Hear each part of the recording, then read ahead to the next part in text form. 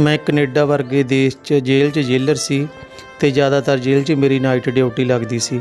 एक रात एक मुलजम औरत ने बच्चे नूं जन्म दिता ते बोली कि मेरे बच्चे नूं तुसीं रख लो, क्योंकि वो नहीं चाहुंदी कि जेल 'ਚ उसदा बच्चा रहे।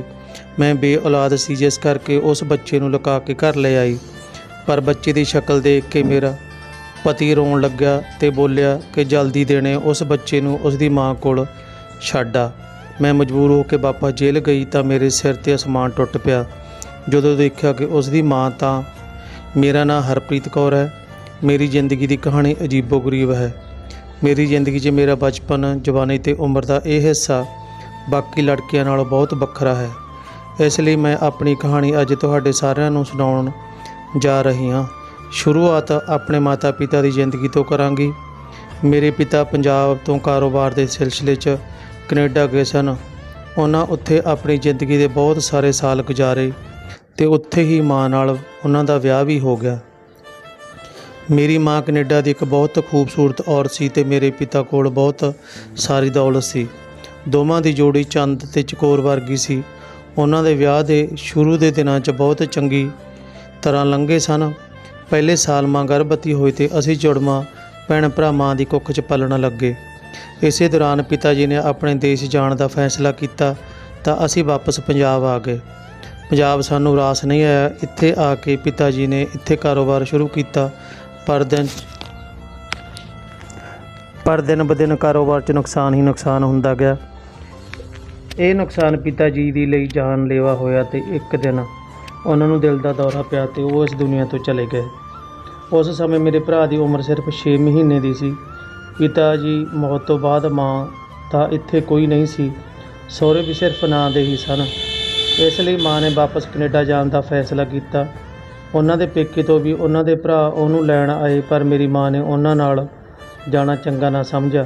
पर बिल्कुल जाण दे समय ही मेरी दादी ने उन्हां तो सानू भैण भरावां नूं अपने बेटे की आखिरी निशानी आख खो लिया। फिर माँ दे पेके वालियां नूं भी यही गल सही लगी कि अजे जवान लड़की है, जेकर बच्चे नाल रहणगे तो दूजा विआह नहीं हो सकेगा। इसलिए बच्चे अपने खानदान वालियां दे ही कोल रहण दिओ। ते फिर साडी माँ ते सानू दोवें भैण भरावां नूं रोंदिआं नूं एक दूजे तो वख कर दिता। मेरी माँ कनेडा वापस चली गई। सानू दोवां भैण भरावां नूं इत्थे दादी दे रहमो करम ते छड्ड गई। कुछ सਮਾं तो मेरी दादी ने सानू पालिया, पर 5.5 साल की उम्र नूं पहुँचते ही दादी भी पूरी हो गई। फिर असीं चाचा ते चाची दे हत्थ आ गए। हुण तां साडी जिंदगी नरक वर्गी हो गई ते बचपन गुआच जिहा गया। साडीआं अक्खां सामणे सारे घर दे बच्चे खेडदे रहिंदे, पर असीं दोवें भैण भरा तरसदे होए उन्हां नूं देखदे रहिंदे, क्योंकि सानू खेडण दी बिल्कुल इजाजत नहीं सी। सानू दोवां नूं पाउण नूं पुराने कपड़े ही मिलदे सन, क्योंकि मेरे चाचा चाची ते एक बेटा होया सी जो कि मर गया सी ते हुण सिर्फ एक औलाद ही सी ते वो भी बेटी सी। मेरी चाची ने अपने भरा तो एक बेटा गोद लिया सी, पर वो भी जदों 10-12 साल का होया तो अपने पिता कोल वापस चला गया। असीं दोवें भैण भरा की जवानी वल वध रहे सन। चाची की लड़की दी लगभग साडी ही उम्र की सी। इसे दौरान चाचा चाची ने मेरे भरा दे सिर ते प्यार का हत्थ रख लिया, क्योंकि चाचा चाची हुण उम्र ते इस मोड़ ते सन जदों उन्हां नूं अपने लई भी कोई सहारा चाहिदा सी। ते भरा दे सिर ते हत्थ रखण दा कारण उन्हां दा बुढ़ापा सी। चाचा चाची ने सानू दोवां नूं पालना शुरू किया। साडा स्कूल जो उन्हां ने पहलां छडवा दिता सी हुण फिर तो शुरू हो गया। असीं दोवें भैण भरा अपनी माँ दे गए होण कारण अपने सारे रिश्तेदारां चों ਵੱਖਰੇ ही दिखदे सी ते हुण साडी कदर भी वधण लगी सी। हुण ਉਹ ਮੇਰੇ ਭਰਾ ਦਾ ਬਹੁਤ ਜ਼ਿਆਦਾ ਖਿਆਲ ਰੱਖਣ ਲੱਗ ਸਨ, इस करके मेरे तो भी ज़्यादा उन्हां नाल ही गलबात करदा। मैं खुद नूं इकल्ला महसूस करन लगी सी, क्योंकि मेरा तो पहलां वाला ही हाल सी ते घर दा सारा काम मेरे सिर ते ही सी। पहलां पढ़न कालज जांदी ते जद घर आउंदी तां घर दा सारा काम संभालना पैंदा, जिस करके मैं पढ़ाई छड्ड घर दा काम ही संभाल लिया। कुछ महीनों बाद मेरे चाचे ने अपनी लड़की का विआह कर दिता ते वो अपने सहुरे घर चली गई। पर मेरा नसीब तो अजे भी हनेरे च ही सी। जदों असीं दोवें 8 साल दे सन तां चाची ने सानू साडे माता पिता के विआह की तस्वीर दिखाई सी ते मैं ਤੇ ਭਰਾ ਨੇ ਸੋਚਿਆ ਸੀ ਕਿ ਅਸੀਂ ਵੀ ਵੱਡੇ ਹੋ ਕੇ ਮਾਂ ਨੂੰ ਮਿਲਣ ਜ਼ਰੂਰ ਜਾਵਾਂਗੇ। ਉਦੋਂ ਤੋਂ ਮੈਂ ਉਹ ਤਸਵੀਰ ਸੰਭਾਲ ਕੇ ਰੱਖ ਲਈ ਸੀ ਤੇ ਉਸ ਉਡੀਕ 'ਚ ਸੀ ਕਿ ਭਰਾ ਵੱਡਾ ਹੋ ਕੇ ਮੈਨੂੰ ਮਾਂ ਨੂੰ ਮਿਲਾਉਣ ਲੈ ਕੇ ਜਾਵੇਗਾ। ਮੇਰਾ ਭਰਾ ਹੁਣ ਵੱਡਾ ਸੀ, ਇਸ ਲਈ ਮੈਂ ਮੌਕਾ ਦੇਖ ਕੇ ਉਸ ਨਾਲ ਗੱਲ ਕਰਨ ਦੀ ਕੋਸ਼ਿਸ਼ ਕੀਤੀ ਤੇ ਤਸਵੀਰ ਲੈ ਕੇ ਉਸ ਕੋਲ ਗਈ। ਪਰ ਮੇਰੀ ਹੈਰਾਨੀ ਦੀ ਕੋਈ ਹੱਦ ਨਾ ਰਹੀ ਜਦੋਂ ਮੈਂ ਆਪਣੇ ਭਰਾ ਨੂੰ ਇੰਨਾ ਬਦਲਿਆ ਹੋਇਆ ਦੇਖਿਆ। ਉਸ ਨੂੰ ਮਾਂ ਦੀ ਤਸਵੀਰ ਵੇਖਣ ਦੀ ਵੀ ਕੋਈ ਲੋੜ ਮਹਿਸੂਸ ਨਹੀਂ ਹੋਈ ਤੇ ਉਸ ਨੇ ਮੈਨੂੰ ਧੱਕਾ ਦਿੰਦਿਆਂ ਅਜਿਹੇ ਬੇਕਾਰ ਦੇ ਖਿਆਲ ਦਿਲ ਦਿਮਾਗ 'ਚੋਂ ਕੱਢਣ ਲਈ ਕਿਹਾ। ਉਸ ਨੇ ਕਿਹਾ ਕਿ ਕਿੰਨੀਆਂ ਮੁਸ਼ਕਲਾਂ ਬਾਅਦ ਸਾਡੀ ਜ਼ਿੰਦਗੀ 'ਚ ਚੰਗਾ ਸਮਾਂ ਆਇਆ ਹੈ ਤੇ ਮੈਂ ਹੁਣ ਇਹਨਾਂ ਨੂੰ ਛੱਡ ਕੇ ਕਿਤੇ ਨਹੀਂ ਜਾਣਾ ਚਾਹੁੰਦਾ। ਮਾਂ ਨੂੰ ਸਾਡੀ ਫਿਕਰ ਹੁੰਦੀ ਤਾਂ ਸਾਨੂੰ ਇਸ ਤਰ੍ਹਾਂ ਇਕੱਲਾ ਛੱਡ ਕੇ ਕਿਉਂ ਜਾਂਦੀ। ਮੇਰੀ ਜ਼ਿੰਦਗੀ 'ਚ ਸਭ ਤੋਂ ਵੱਧ ਮੇਰਾ ਖਿਆਲ ਰੱਖਣ ਤੇ ਮੈਨੂੰ ਆਪਣਾ ਬਣਾਉਣ ਵਾਲੇ ਮੇਰੇ ਚਾਚਾ ਤੇ ਚਾਚੀ ਹਨ। ਇਹ ਸ਼ਬਦ ਸੁਣ ਕੇ ਤਾਂ ਮੇਰੇ ਪੈਰਾਂ ਹੇਠੋਂ ਜ਼ਮੀਨ ਹੀ ਖਿਸਕ ਗਈ, ਕਿਉਂਕਿ ਮੇਰਾ ਇੱਕੋ ਇੱਕ ਸਹਾਰਾ ਮੇਰਾ ਭਰਾ ਹੀ ਮੇਰੇ ਤੋਂ ਦੂਰ ਹੋ ਚੁੱਕਾ ਸੀ ਤੇ ਇਹੀ ਮੇਰੀ ਆਖਰੀ ਉਮੀਦ ਸੀ। ਪਰ ਇਹ ਵੀ ਬਦਲ ਚੁੱਕਾ ਸੀ। ਹੁਣ ਮੈਂ ਵੀ ਸਮੇਂ ਦੀ ਨਜ਼ਾਕਤ ਨੂੰ ਦੇਖਦੇ ਹੋਏ ਚੁੱਪ ਹੋ ਗਈ ਤੇ ਸਹੀ ਸਮੇਂ ਦੀ ਉਡੀਕ ਕਰਨ ਲੱਗੀ, ਕਿਉਂਕਿ ਜ਼ਿੰਦਗੀ 'ਚ ਇੱਕ ਵਾਰ ਹੀ ਸਹੀ ਮਾਂ ਨੂੰ ਜ਼ਰੂਰ ਮਿਲਣਾ ਚਾਹੁੰਦੀ ਸੀ ਤੇ ਆਪਣੇ ਸਾਰੇ ਦੁੱਖ ਦੱਸਣਾ ਚਾਹੁੰਦੀ ਸੀ। ਹੁਣ ਇਸ ਘਰ 'ਚ ਮੇਰਾ ਕੋਈ ਸਹਾਰਾ ਨਹੀਂ ਸੀ ਤੇ ਸਾਰਾ ਦਿਨ ਕੰਮ ਕਰਕੇ ਥੱਕ ਹਾਰ ਕੇ ਮੈਂ ਪਰਮਾਤਮਾ ਅੱਗੇ ਅਰਦਾਸ ਕਰਦੀ, ਕਿਉਂਕਿ ਹੁਣ ਇੱਕ ਮਾਲਕ ਹੀ ਸਹਾਰਾ ਸੀ। ਮੇਰੇ ਕੁਝ ਸਾਲ ਇਸੇ ਤਰ੍ਹਾਂ ਬੀਤ ਗਏ। ਮੇਰੀ ਚਾਚੀ ਨੇ ਭਰਾ ਦਾ ਰਿਸ਼ਤਾ ਤੈਅ ਕਰ ਦਿੱਤਾ ਸੀ ਆਪਣੇ ਦੋਸਤ ਦੀ ਬੇਟੀ ਨਾਲ। ਮੇਰਾ ਭਰਾ ਹੁਣ ਬਹੁਤ ਖੁਸ਼ ਰਹਿਣ ਲੱਗਿਆ, ਕਿਉਂਕਿ ਉਹ ਉਸ ਲੜਕੀ ਨੂੰ ਬਹੁਤ ਪਸੰਦ ਕਰਦਾ ਸੀ। ਮੈਂ ਵੀ ਆਪਣੇ ਭਰਾ ਨੂੰ ਖੁਸ਼ ਦੇਖ ਕੇ ਖੁਸ਼ ਸੀ। ਇੱਕ ਦਿਨ ਭਰਾ ਨੇ ਆ ਕੇ ਦੱਸਿਆ ਕਿ ਕੁਝ ਦਿਨਾਂ 'ਚ ਉਸ ਦਾ ਵਿਆਹ ਹੋਣ ਵਾਲਾ ਹੈ। ਮੈਂ ਉਸ ਨੂੰ ਵਧਾਈਆਂ ਦਿੱਤੀਆਂ ਤਾਂ ਉਸ ਨੇ ਕਿਹਾ ਕਿ ਮੈਂ ਚਾਹੁੰਦਾ ਹਾਂ ਕਿ ਤੇਰਾ ਵੀ ਘਰ ਵਸ ਜਾਵੇ, ਕਿਤੇ ਮੇਰੇ ਵਿਆਹ ਤੋਂ ਬਾਅਦ ਇਹ ਲੋਕ ਸਾਰੀ ਉਮਰ ਤੈਨੂੰ ਨੌਕਰਾਣੀ ਨਾ ਬਣਾ ਲੈਣ। ਮੈਂ ਤੈਨੂੰ ਬਰਬਾਦ ਹੁੰਦਾ ਨਹੀਂ ਦੇਖਣਾ ਚਾਹੁੰਦਾ। ਇਹ ਆਖਦੇ ਹੀ ਉਸ ਦੀਆਂ ਅੱਖਾਂ 'ਚੋਂ ਹੰਝੂ ਆ ਗਏ। ਅੱਜ ਪਹਿਲੀ ਵਾਰ ਮੈਨੂੰ ਭਰਾ ਅੰਦਰ ਪਿਤਾ ਦਾ ਰੂਪ ਦਿਖਾਈ ਦਿੱਤਾ ਸੀ। ਮੇਰੇ ਅੰਦਰ ਵੀ ਜਿਵੇਂ ਮਾਂ ਦੀ ਮਮਤਾ ਉਮੜ ਆਈ ਤੇ ਮੈਂ ਉਸ ਦਾ ਮੱਥਾ ਚੁੰਮ ਲਿਆ। ਮੈਂ ਆਪਣਾ ਹਰ ਫੈਸਲਾ ਉਸ ਦੇ ਹੱਥ ਕਰ ਦਿੱਤਾ। ਉਹ ਜੋ ਵੀ ਫੈਸਲਾ ਕਰੇਗਾ ਮੈਨੂੰ ਮਨਜ਼ੂਰ ਹੋਵੇਗਾ। ਭਰਾ ਦੇ ਵਿਆਹ ਕਰਕੇ ਘਰ 'ਚ ਖੁਸ਼ੀ ਦਾ ਮਾਹੌਲ ਸੀ ਤੇ ਮੈਂ ਵੀ ਭਰਾ ਦੀਆਂ ਖੁਸ਼ੀਆਂ ਸ਼ਾਮਲ ਹੋ ਗਈ। ਚਾਚਾ ਚਾਚੀ ਵੀ ਖੁਸ਼ ਸਨ, ਜਿਸ ਕਰਕੇ ਉਹਨਾਂ ਨੇ ਪਹਿਲੀ ਵਾਰ ਮੈਨੂੰ ਚੰਗੇ ਕੱਪੜੇ ਦਵਾਏ ਤੇ ਮੈਂ ਪਹਿਲੀ ਵਾਰ ਖਾਨਦਾਨ ਦੇ ਸਾਰੇ ਲੋਕਾਂ ਨੂੰ ਮਿਲੀ ਸੀ। ਸਾਰੇ ਜਦੋਂ ਵੀ ਮੈਨੂੰ ਮਿਲਦੇ ਮੇਰੇ ਮਾਤਾ ਪਿਤਾ ਦੀ ਗੱਲ ਕਰਦੇ ਤੇ ਮੈਨੂੰ ਵੀ ਖੂਬ ਪਿਆਰ ਦਿੰਦੇ। ਭਰਾ ਦਾ ਵਿਆਹ ਵਧੀਆ ਹੋ ਗਿਆ।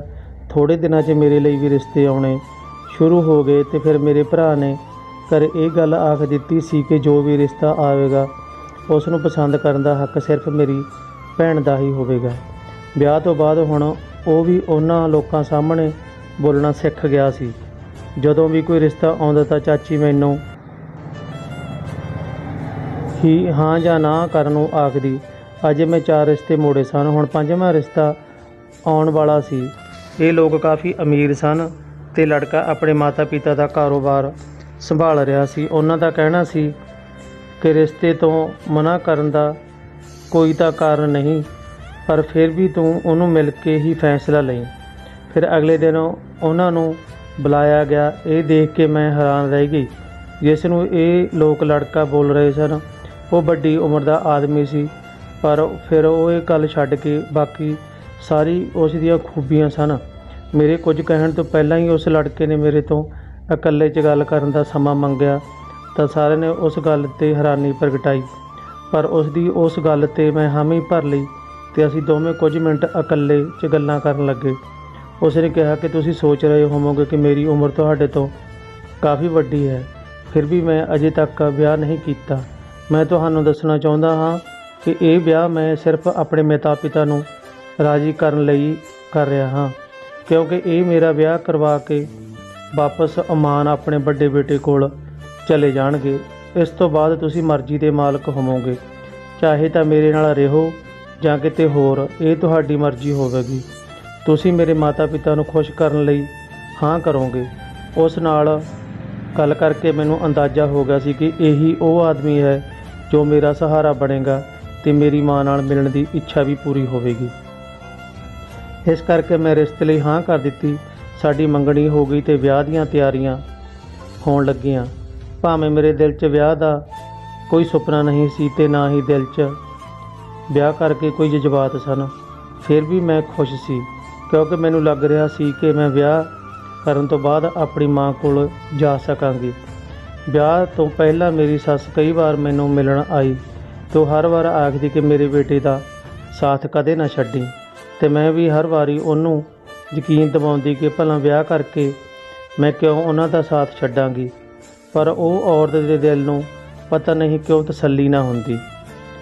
ਮੇਰੇ ਵੀ ਕਈ ਵਾਰ ਦਿਲ 'ਚ ਆਇਆ ਕਿ ਮੇਰੀ ਸੱਸ ਹਰ ਵਾਰ ਅਜਿਹਾ ਕਿਉਂ ਆਖਦੀ ਹੈ, ਇਸ ਦਾ ਕੀ ਕਾਰਨ ਹੋ ਸਕਦਾ।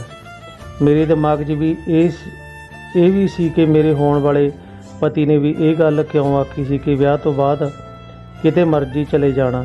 ਇੱਕ ਦਿਨ ਮੇਰੀ ਸੱਸ ਮੈਨੂੰ ਬਾਹਰ ਸ਼ਾਪਿੰਗ ਕਰਵਾਉਣ ਲਈ ਲੈ ਕੇ ਗਈ। ਉਸ ਦਿਨ ਮੇਰੀ ਜ਼ਿੰਦਗੀ 'ਚ ਪਹਿਲੀ ਵਾਰ ਸੀ ਜਦੋਂ ਮੈਂ ਆਪਣੇ ਲਈ ਸ਼ਾਪਿੰਗ ਆਪਣੀ ਮਰਜ਼ੀ ਨਾਲ ਕੀਤੀ ਸੀ। ਪਹਿਲਾਂ ਤਾਂ ਹਮੇਸ਼ਾ ਆਪਣੀ ਚਾਚੀ ਦੀ ਲੜਕੀ ਦੇ ਕੱਪੜੇ ਹੀ ਪਾਉਂਦੀ ਸੀ। ਉਹਨਾਂ ਮਹਿੰਗੀ ਤੋਂ ਮਹਿੰਗੀ ਚੀਜ਼ ਮੈਨੂੰ ਦਵਾਈ। ਮੈਨੂੰ ਲੱਗਾ ਕਿ ਇਹ ਉਹਨਾਂ ਪ੍ਰਾਰਥਨਾਵਾਂ ਦਾ ਹੀ ਅਸਰ ਹੈ ਜੋ ਮੈਂ ਲੁਕ ਲੁਕ ਕੇ ਕੀਤੀਆਂ ਸਨ। ਸ਼ਾਪਿੰਗ ਤੋਂ ਬਾਅਦ ਘਰ ਪਹੁੰਚੀ ਤਾਂ ਮੇਰੀ ਚਾਚੀ ਤੇ ਉਹਨਾਂ ਦੀ ਲੜਕੀ ਸਾਰਾ ਸਮਾਨ ਦੇਖ ਕੇ ਹੈਰਾਨ ਰਹਿ ਗਏ ਕਿਉਂਕਿ ਉਹਨਾਂ ਨੇ ਵੀ ਇੰਨਾ ਮਹਿੰਗਾ ਤੇ ਇੰਨਾ ਸਮਾਰਾ ਸਮਾਨ ਦੇਖਿਆ ਨਹੀਂ ਸੀ। ਅਗਲੇ ਦਿਨ ਘਰ ਵਾਲਿਆਂ ਦੇ ਰੰਗ ਹੀ ਬਦਲ ਗਏ ਤੇ ਉਹ ਸਭ ਪੈਸੇ ਕਰਕੇ ਹੀ ਸੀ। ਥੋੜ੍ਹੇ ਦਿਨਾਂ ਬਾਅਦ ਵਿਆਹ ਵਾਲਾ ਦਿਨ ਵੀ ਆ ਗਿਆ ਤੇ ਜਿੱਥੇ ਪੈਲਸ 'ਚ ਮੇਰਾ ਵਿਆਹ ਹੋਇਆ ਬਹੁਤ ਹੀ ਸੋਹਣਾ ਸੀ। ਸਾਡੇ ਖਾਨਦਾਨ 'ਚ ਪਹਿਲਾਂ ਇਸ ਤਰ੍ਹਾਂ ਕਿਸੇ ਦਾ ਵਿਆਹ ਨਹੀਂ ਸੀ ਹੋਇਆ। ਵਿਆਹ ਤੋਂ ਬਾਅਦ ਸਹੁਰੇ ਘਰ ਪਹੁੰਚੀ ਤਾਂ ਦੇਖਿਆ ਕਿ ਮੇਰਾ ਸਹੁਰਾ ਘਰ ਕਿਸੇ ਮਹਿਲ ਤੋਂ ਘੱਟ ਨਹੀਂ ਸੀ। ਸਾਰੇ ਘਰ ਨੂੰ ਫੁੱਲਾਂ ਨਾਲ ਸਜਾਇਆ ਹੋਇਆ ਸੀ। ਮੇਰੀ ਸੱਸ ਮੈਨੂੰ ਮੇਰੇ ਕਮਰੇ 'ਚ ਲੈ ਗਈ ਜਿੱਥੇ ਕਮਰੇ ਨੂੰ ਬਹੁਤ ਹੀ ਵਧੀਆ ਸਜਾਇਆ ਹੋਇਆ ਸੀ। ਥੋੜ੍ਹੇ ਸਮੇਂ ਬਾਅਦ ਮੇਰਾ ਪਤੀ ਹੀ ਵੀ ਕਮਰੇ 'ਚ ਆ ਗਿਆ। ਪਤੀ ਨੇ ਕਮਰੇ 'ਚ ਆ ਕੇ ਮੇਰਾ ਸਵਾਗਤ ਕੀਤਾ। ਕਾਫੀ ਦੇਰ ਤੱਕ ਅਸੀਂ ਗੱਲਾਂ ਕਰਦੇ ਰਹੇ। ਅਚਾਨਕ ਉਸਨੇ ਅਜਿਹੀ ਗੱਲ ਆਖੀ ਜਿਸ ਨਾਲ ਮੇਰੀ ਸਾਰੀ ਖੁਸ਼ੀ ਹਵਾ ਹੋ ਗਈ। ਉਹ ਬੋਲੇ ਕਿ ਮੇਰੇ ਖਿਆਲ ਨਾਲ ਮੇਰੇ ਮਾਤਾ ਪਿਤਾ ਸੌਂ ਚੁੱਕੇ ਹੋਣਗੇ, ਇਸ ਲਈ ਮੈਨੂੰ ਵੀ ਹੁਣ ਆਪਣੇ ਕਮਰੇ 'ਚ ਜਾ ਕੇ ਸੌਂ ਜਾਣਾ ਚਾਹੀਦਾ ਹੈ। ਮੈਂ ਉਸ ਦੀ ਗੱਲ 'ਤੇ ਬਹੁਤ ਹੈਰਾਨ ਹੋਈ ਪਰ ਕੁਝ ਵੀ ਪੁੱਛਣ ਦੀ ਮੇਰੇ 'ਚ ਹਿੰਮਤ ਨਹੀਂ ਸੀ। ਬਸ ਮੈਂ ਉਸ ਨੂੰ ਸਵਾਲੀਆ ਨਜ਼ਰਾਂ ਨਾਲ ਦੇਖਣ ਲੱਗੀ। ਉਸਨੇ ਮੇਰੀਆਂ ਨਜ਼ਰਾਂ ਦਾ ਸਵਾਲ ਸਮਝਦੇ ਹੋਏ ਕਿਹਾ ਕਿ ਮੈਂ ਪਹਿਲਾਂ ਹੀ ਤੁਹਾਨੂੰ ਦੱਸਿਆ ਸੀ ਕਿ ਵਿਆਹ ਮੈਂ ਸਿਰਫ ਆਪਣੇ ਮਾਤਾ ਪਿਤਾ ਦੀ ਖੁਸ਼ੀ ਲਈ ਕਰ ਰਿਹਾ ਹਾਂ। ਤੁਸੀਂ ਮੇਰੇ ਵੱਲੋਂ ਹਰ ਤਰ੍ਹਾਂ ਆਜ਼ਾਦ ਹੋ। ਨਾ ਤਾਂ ਮੈਂ ਤੁਹਾਡੇ ਤੋਂ ਕੋਈ ਹੱਕ ਜਿਤਾਵਾਂਗਾ ਤੇ ਨਾ ਹੀ ਤੁਹਾਨੂੰ ਖੁਦ 'ਤੇ ਕੋਈ ਹੱਕ ਰੱਖਣ ਦੇਵਾਂਗਾ, ਪਰ ਮੇਰੀ ਹਰ ਚੀਜ਼ ਰੁਪਈਆ ਪੈਸਾ ਤੁਸੀਂ ਵਰਤ ਸਕਦੇ ਹੋ। ਮੇਰੇ ਤੋਂ ਇਲਾਵਾ ਇਸ ਘਰ ਦੀ ਹਰ ਚੀਜ਼ 'ਤੇ ਤੁਹਾਡਾ ਹੱਕ ਰਹੇਗਾ। ਇਹ ਆਖਦੇ ਹੋਏ ਉਹ ਆਪਣੇ ਕਮਰੇ 'ਚੋਂ ਬਾਹਰ ਚਲਾ ਗਿਆ। ਮੈਂ ਉੱਥੇ ਇਕੱਲੀ ਬੈਠੀ ਰਹੀ। ਕੁਝ ਦੇਰ ਪਹਿਲਾਂ ਮੈਨੂੰ ਆਪਣੀ ਜ਼ਿੰਦਗੀ 'ਤੇ ਬਹੁਤ ਗੁਮਾਨ ਸੀ ਪਰ ਪਤੀ ਦੇ ਇਹਨਾਂ ਸ਼ਬਦਾਂ ਨੇ ਇੱਕ ਵਾਰ ਫਿਰ ਮੈਨੂੰ ਅਧੂਰੇ ਕਰਕੇ ਰੱਖ ਦਿੱਤਾ ਸੀ। ਉਹਨਾਂ ਦੀਆਂ ਇਹਨਾਂ ਗੱਲਾਂ ਦਾ ਕਾਰਨ ਤਾਂ ਮੈਂ ਨਹੀਂ ਜਾਣਦੀ ਸੀ, ਪਰ ਜਿਹੋ ਜਿਹੇ ਵੀ ਸੀ ਹੁਣ ਮੈਨੂੰ ਉਸ ਦੇ ਘਰ 'ਚ ਰਹਿਣਾ ਸੀ। ਮੈਂ ਚੁੱਪ ਰਹਿਣਾ ਹੀ ਚੰਗਾ ਸਮਝਿਆ। ਆਪਣੇ ਪਤੀ ਦੀ ਦੂਰੀ ਨੂੰ ਆਪਣੇ ਦਿਲ 'ਚ ਇੱਕ ਰਾਜ ਵਾਂਗ ਦੱਬ ਲਿਆ। ਸਵੇਰੇ ਸਾਰੇ ਘਰ ਵਾਲਿਆਂ ਦੇ ਜਾਗਣ ਤੋਂ ਪਹਿਲਾਂ ਹੀ ਉੱਠ ਗਈ ਤਾਂ ਕਿ ਮੇਰੀ ਸੱਸ ਸਹੁਰੇ ਨੂੰ ਇਸ ਗੱਲ ਦਾ ਪਤਾ ਨਾ ਲੱਗੇ ਕਿ ਮੇਰੀ ਸੱਸ ਨੇ ਆ ਕੇ ਪੁੱਛਿਆ ਕਿ ਮੇਰਾ ਬੇਟਾ ਕਿੱਥੇ ਹੈ ਤਾਂ ਮੈਂ ਉਹਨਾਂ ਨੂੰ ਝੂਠ ਬੋਲ ਦਿੱਤਾ ਕਿ ਉਹਨਾਂ ਨੂੰ ਰਾਤ ਨੀਂਦ ਨਹੀਂ ਆਈ, ਇਸ ਲਈ ਮੈਂ ਸਵੇਰੇ ਉਹਨਾਂ ਨੂੰ ਦੂਜੇ ਕਮਰੇ 'ਚ ਆਰਾਮ ਕਰਨ ਲਈ ਭੇਜ ਦਿੱਤਾ ਸੀ। ਇਸ ਤੋਂ ਬਾਅਦ ਮੇਰੀ ਸੱਸ ਤੇ ਸਹੁਰੇ ਨੇ ਅਮਾਨ ਜਾਣ ਲਈ ਪੈਕਿੰਗ ਕਰਨੀ ਸ਼ੁਰੂ ਕਰ ਦਿੱਤੀ। ਮੈਂ ਸਾਰਾ ਦਿਨ ਸੱਸ ਦੀ ਮਦਦ ਕੀਤੀ ਤੇ ਸ਼ਾਮ ਨੂੰ ਉਹ ਚਲੇ ਗਏ। ਉਹਨਾਂ ਦੇ ਜਾਣ ਤੋਂ ਬਾਅਦ ਮੈਂ ਘਰ 'ਚ ਖੁਦ ਨੂੰ ਬਹੁਤ ਇਕੱਲਾ ਮਹਿਸੂਸ ਕਰਨ ਲੱਗੀ ਕਿਉਂਕਿ ਹੁਣ ਮੇਰੇ ਪਤੀ ਦਾ ਰਵੱਈਆ ਬਹੁਤ ਬਦਲਿਆ ਹੋਇਆ ਸੀ। ਖੁਦ ਨੂੰ ਬਹੁਤ ਇਕੱਲਾ ਮਹਿਸੂਸ ਕਰਨ ਲੱਗੀ ਕਿਉਂਕਿ ਹੁਣ ਮੇਰੇ ਪਤੀ ਦਾ ਰਵੱਈਆ ਬਹੁਤ ਬਦਲਿਆ ਹੋਇਆ ਸੀ। ਉਹ ਜ਼ਿਆਦਾਤਰ ਆਪਣੇ ਕਮਰੇ 'ਚ ਰਹਿੰਦੇ ਤੇ ਦਫ਼ਤਰ ਚਲੇ ਜਾਂਦੇ। ਸਾਡਾ ਮਿਲਣਾ ਸਿਰਫ ਨਾਸ਼ਤੇ ਦੀ ਟੇਬਲ 'ਤੇ ਹੀ ਹੁੰਦਾ ਸੀ। ਵਿਆਹ ਤੋਂ ਇੱਕ ਹਫ਼ਤੇ ਬਾਅਦ ਚਾਚੀ ਤੇ ਮੇਰਾ ਭਰਾ ਤੇ ਚਾਚੀ ਦੀ ਕੁੜੀ ਮੈਨੂੰ ਮਿਲਣ ਆਏ। ਮੇਰਾ ਪਤੀ ਉਸ ਸਮੇਂ ਦਫ਼ਤਰ ਜਾ ਚੁੱਕਾ ਸੀ। ਮੇਰੀ ਕਜ਼ਨ ਨੇ ਮੈਨੂੰ ਪੁੱਛਿਆ ਕਿ ਹਨੀਮੂਨ ਲਈ ਕਿੱਥੇ ਜਾ ਰਹੇ ਹੋ, ਤਾਂ ਮੇਰੇ ਦਿਮਾਗ 'ਚ ਖਿਆਲ ਆਇਆ ਕਿ ਪਤੀ ਨੂੰ ਕੈਨੇਡਾ ਜਾਣ ਦੀ ਫਰਮਾਇਸ਼ ਕਰਾਂਗੀ, ਜਿੱਥੇ ਮੇਰੀ ਮਾਂ ਰਹਿੰਦੀ ਹੈ। ਸ਼ਾਮ ਨੂੰ ਜਦੋਂ ਉਹ ਵਾਪਸ ਆਏ ਤਾਂ ਮੈਂ ਉਹਨਾਂ ਨੂੰ ਕਿਹਾ ਕਿ ਮੇਰੀ ਭੈਣ ਪੁੱਛ ਰਹੀ ਸੀ ਕਿ ਅਸੀਂ ਹਨੀਮੂਨ 'ਤੇ ਕਿੱਥੇ ਜਾ ਰਹੇ ਹਾਂ। ਮੇਰੀ ਇੱਛਾ ਹੈ ਕਿ ਤੁਸੀਂ ਮੈਨੂੰ ਕੈਨੇਡਾ ਲੈ ਕੇ ਜਾਓ। ਇਹ ਗੱਲ 'ਤੇ ਮੇਰੇ ਪਤੀ ਨੇ ਬਹੁਤ ਗੁੱਸਾ ਕੀਤਾ ਤੇ ਰੁੱਖਾ ਜਿਹਾ ਜਵਾਬ ਦਿੱਤਾ ਕਿ ਤੂੰ ਜਾਣਦੀ ਹੈ ਕਿ ਸਾਡੇ ਵਿਚਕਾਰ ਕੋਈ ਅਜਿਹਾ ਰਿਸ਼ਤਾ ਨਹੀਂ ਹੈ, ਤਾਂ ਹਨੀਮੂਨ ਕਿਵੇਂ? ਜੇਕਰ ਤੁਸੀਂ ਕੈਨੇਡਾ ਜਾਣਾ ਹੈ ਤਾਂ ਮੈਂ ਤੁਹਾਡੇ ਲਈ ਇੰਤਜ਼ਾਮ ਕਰਵਾ ਦਿੰਦਾ ਹਾਂ, ਤੁਸੀਂ ਚਲੇ ਜਾਓ। ਮੈਂ ਉਹਨਾਂ ਨੂੰ ਕਿਹਾ ਕਿ ਮੈਂ ਪਹਿਲਾਂ ਕਦੇ ਨਹੀਂ ਗਈ, ਤੁਹਾਡੇ ਬਿਨਾਂ ਕਿਵੇਂ ਜਾ ਸਕਦੀ ਹਾਂ। ਮੇਰੇ ਪਤੀ ਨੇ ਕਿਹਾ ਕਿ ਮੇਰੇ ਸਾਥ ਦੀ ਉਮੀਦ ਨਾ ਰੱਖੋ। ਮੈਨੂੰ ਉਹਨਾਂ ਦੀ ਇਸ ਗੱਲ 'ਤੇ ਬਹੁਤ ਸਦਮਾ ਲੱਗਿਆ ਤੇ ਫਿਰ ਮੈਂ ਸੋਚ ਲਿਆ ਕਿ ਜੋ ਮਰਦ ਮੇਰਾ ਸਹਾਰਾ ਨਹੀਂ ਬਣ ਸਕਦਾ ਉਸ ਨਾਲ ਜ਼ਿੰਦਗੀ ਗੁਜ਼ਾਰਨ ਦਾ ਆਖਰ ਕੀ ਫਾਇਦਾ। ਇਹ ਪੈਸਾ ਤਾਂ ਮੇਰੀ ਮੰਜ਼ਿਲ ਕਦੇ ਨਹੀਂ ਸੀ। ਫਿਰ ਮੈਂ ਉਹਨਾਂ ਨੂੰ ਕਿਹਾ ਕਿ ਠੀਕ ਹੈ, ਤੁਸੀਂ ਮੇਰੇ ਜਾਣ ਦਾ ਇੰਤਜ਼ਾਮ ਕਰੋ, ਮੈਂ ਇਕੱਲੀ ਹੀ ਜਾਵਾਂਗੀ। ਪਤੀ ਨੇ ਦਫ਼ਤਰ ਫ਼ੋਨ ਕੀਤਾ ਤੇ ਮੇਰੇ ਕੈਨੇਡਾ ਜਾਣ ਦਾ ਵੀਜ਼ਾ ਲਵਾ ਦਿੱਤਾ। ਉਸਨੇ ਮੈਨੂੰ ਆਪਣੀ ਮਰਜ਼ੀ ਦੀ ਜ਼ਿੰਦਗੀ ਗੁਜ਼ਾਰਨ ਦੀ ਇਜਾਜ਼ਤ ਦਿੱਤੀ ਤੇ ਮੈਂ ਕੈਨੇਡਾ ਆ ਗਈ। ਉੱਥੇ ਆ ਕੇ ਮੇਰੇ ਕੋਲ ਮਾਂ ਦੀ ਇੱਕ ਤਸਵੀਰ ਤੋਂ ਇਲਾਵਾ ਕੁਝ ਵੀ ਨਹੀਂ ਸੀ। ਮੇਰੇ ਰਹਿਣ ਦਾ ਇੰਤਜ਼ਾਮ ਮੇਰੇ ਪਤੀ ਨੇ ਇੱਥੇ ਕਰਵਾ ਦਿੱਤਾ ਸੀ ਤੇ ਮੈਨੂੰ ਆਉਂਦੇ ਸਮੇਂ ਕੁਝ ਪੈਸੇ ਵੀ ਦਿੱਤੇ ਸਨ, ਪਰ ਇੱਥੇ ਮੈਨੂੰ ਆਪਣੇ ਭਵਿੱਖ ਤੇ ਰੁਜ਼ਗਾਰ ਦੀ ਲੋੜ ਹੈ, ਕਿਉਂਕਿ ਮਾਂ ਨੂੰ ਪਤਾ ਨਹੀਂ ਕਦੋਂ ਲੱਭਦੀ। ਉਦੋਂ ਤੱਕ ਜ਼ਿੰਦਗੀ ਇੱਥੇ ਹੀ ਗੁਜ਼ਾਰਨੀ ਸੀ। ਪਤੀ ਦੇ ਦਿੱਤੇ ਪੈਸੇ ਵੀ ਖਤਮ ਹੋ ਗਏ ਰਹੇ ਸਨ। ਚਾਚੇ ਤੇ ਭਰਾ ਤੋਂ ਵੀ ਕੁਝ ਨਹੀਂ ਮੰਗ ਸਕਦੀ ਸੀ, ਕਿਉਂਕਿ ਮੇਰੇ ਕੈਨੇਡਾ ਆਉਣ 'ਤੇ ਉਹਨਾਂ ਨੂੰ ਬਹੁਤ ਇਤਰਾਜ਼ ਸੀ, ਜਿਸ ਦੇ ਬਾਵਜੂਦ ਮੈਂ ਆ ਗਈ ਸੀ। ਮੈਨੂੰ ਇੱਥੇ ਰਹਿੰਦੇ 6 ਮਹੀਨੇ ਹੋ ਚੁੱਕੇ ਸਨ। ਅਜੇ ਤੱਕ ਮੈਂ ਆਪਣੀ ਮਾਂ ਦਾ ਕੋਈ ਪਤਾ ਨਹੀਂ ਲਗਾ ਸਕੀ ਸੀ। ਇੱਕ ਦਿਨ ਅਖਬਾਰ ਪੜ੍ਹਦੇ ਹੋਏ ਮੈਂ ਲੜਕੀਆਂ ਲਈ ਪੁਲਿਸ 'ਚ ਨੌਕਰੀ ਦਾ ਇਸ਼ਤਿਹਾਰ ਦੇਖਿਆ। ਇਸ਼ਤਿਹਾਰ ਦੇਖ ਕੇ ਖਿਆਲ ਆਇਆ ਕਿ ਜੇਕਰ ਪੁਲਿਸ 'ਚ ਭਰਤੀ ਹੋ ਜਾਵਾਂ ਤਾਂ ਮਾਂ ਦਾ ਪਤਾ ਆਸਾਨੀ ਨਾਲ ਲਗਾ ਸਕਦੀ ਹਾਂ। ਇਸ ਲਈ ਮੈਂ ਕੋਸ਼ਿਸ਼ ਕੀਤੀ ਤੇ ਮੇਰੀ ਕੋਸ਼ਿਸ਼ ਕਾਮਯਾਬ ਰਹੀ। ਲਗਭਗ 6 ਮਹੀਨੇ ਦੀ ਸਖਤ ਮਿਹਨਤ ਤੋਂ ਬਾਅਦ ਮੈਂ ਕੈਨੇਡਾ ਪੁਲਿਸ 'ਚ ਜੇਲਰ ਬਣ ਗਈ। ਮੇਰੀ ਅਕਸਰ ਮੇਰੇ ਪਤੀ ਨਾਲ ਗੱਲਬਾਤ ਹੁੰਦੀ ਰਹਿੰਦੀ ਸੀ ਤੇ ਜਦੋਂ ਉਹਨਾਂ ਨੂੰ ਇਹ ਖਬਰ ਦਿੱਤੀ ਤਾਂ ਉਹ ਬਹੁਤ ਖੁਸ਼ ਹੋਏ ਤੇ ਮੁਬਾਰਕਬਾਦ ਦੇਣ ਲੱਗੇ। ਮੈਂ ਉਹਨਾਂ ਅੱਗੇ ਸ਼ਰਤ ਰੱਖੀ ਕਿ ਤੁਸੀਂ ਮੈਨੂੰ ਇੱਥੇ ਆ ਕੇ ਮੁਬਾਰਕਬਾਦ ਦਿਓਗੇ ਤਾਂ ਫਿਰ ਮੰਨਾਂਗੀ। ਉਹ ਮੇਰੀ ਗੱਲ ਮੰਨ ਗਏ। ਜਦੋਂ ਉਹ ਕੈਨੇਡਾ ਆਏ ਤਾਂ ਮੈਂ ਉਹਨਾਂ ਨੂੰ ਬਹੁਤ ਘੁਮਾਇਆ। ਉਹ ਮੇਰੇ ਨਾਲ ਪਹਿਲਾਂ ਨਾਲੋਂ ਚੰਗਾ ਰਵੱਈਆ ਰੱਖਣ ਲੱਗੇ। ਉਹਨਾਂ ਦੇ ਸੁਭਾਅ 'ਚ ਕਾਫੀ ਬਦਲਾਅ ਚੁੱਕਾ ਸੀ।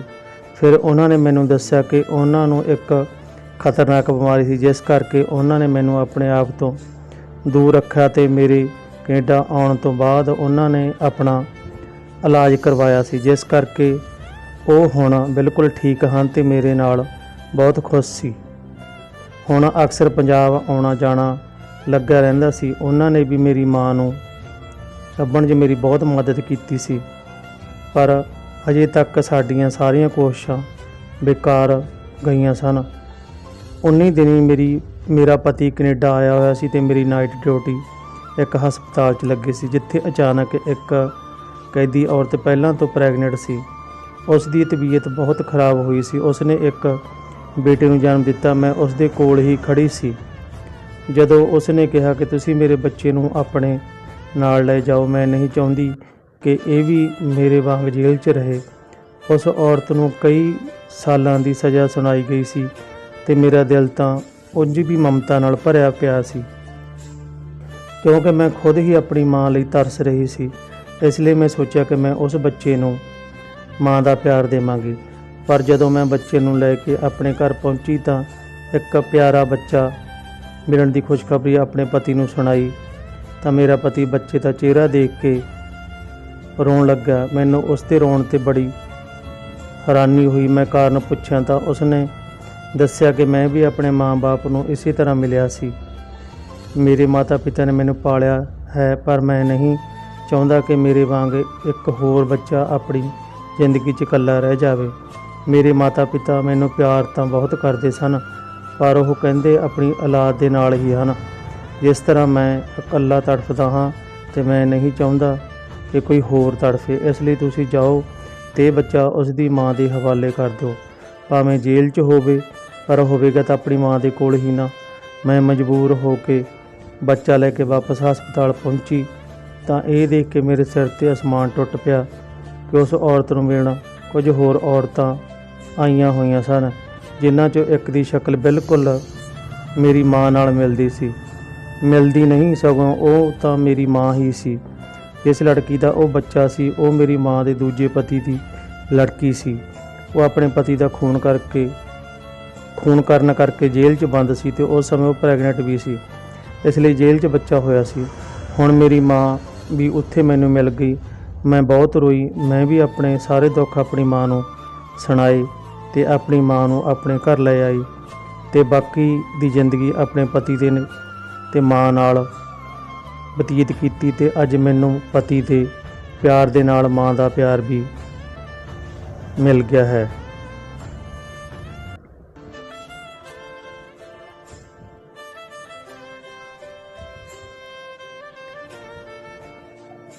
ਸੋ ਦਰਸ਼ਕੋ, ਜੇਕਰ ਤੁਹਾਨੂੰ ਸਾਡੀਆਂ ਕਹਾਣੀਆਂ ਚੰਗੀਆਂ ਲੱਗਦੀਆਂ ਨੇ ਤਾਂ ਸਾਡੇ ਚੈਨਲ ਰਣਜੀਤ ਸੋਲ ਨੂੰ ਸਬਸਕ੍ਰਾਈਬ ਕਰਨਾ ਨਾ ਭੁੱਲੋ। ਪੰਜਾਬੀ ਕਹਾਣੀਆਂ ਤੁਹਾਨੂੰ ਅਸੀਂ ਸੁਣਾਉਂਦੇ ਰਹਾਂਗੇ।